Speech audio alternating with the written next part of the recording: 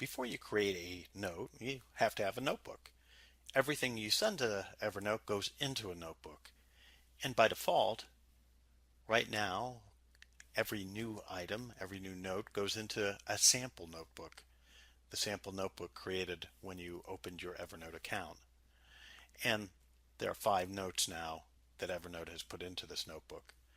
I know it's my default notebook because it has this icon here. So how many notebooks do you need? Notebooks being like folders in your operating system. How many do you need to organize your data?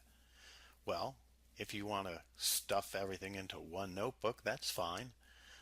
But Evernote allows you to create up to 250 notebooks, and that might be too many. Notebooks are visual representations so that you can quickly see where your data is located. So I recommend no more than 20 notebooks. And here's why. Visually, you're looking through your notes, just notebooks, just like you look through your folders.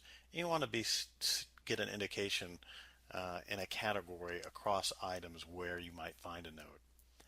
If your data is more complex and you have categories and subcategories and there's cross-indexing, I suggest you use tags. We're going to talk about tags in much more detail in a later movie. But for now, let's just look at doing notes, no more than 20 notebooks, and let's create a couple here.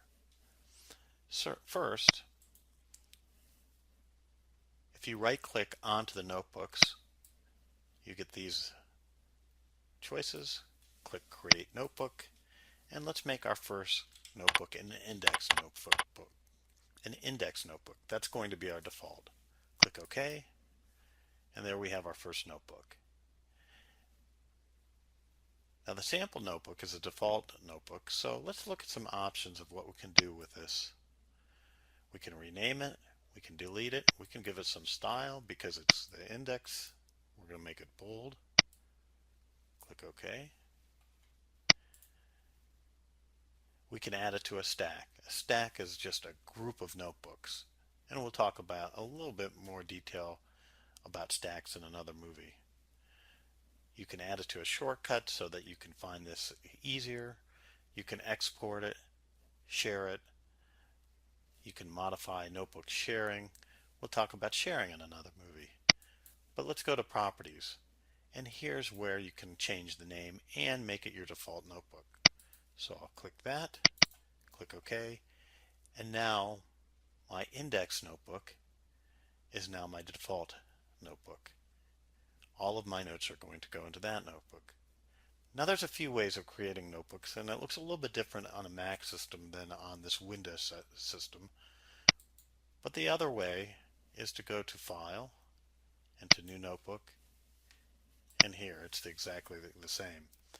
Now I'm going to organize these notes by project name. And so my sample project for you is on copyright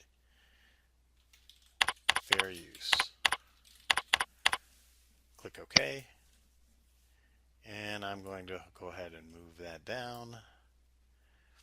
And when I move that, and I just drag that down, it created a stack. So automatically my notebooks are in this stack. I'm going to change the name of the stack, and I'm going to make this projects notebook. And once it's in, so I have a personal stack, and here are all the notes that I have alphabetically listed. And here's my work stack. And again, it's pretty much project based too. And it shows me all my stack categories and the number of notes. So this gives you an indication of how notebooks and how easy it is to create notebooks so that you can visually manage your notebooks on this toolbar here.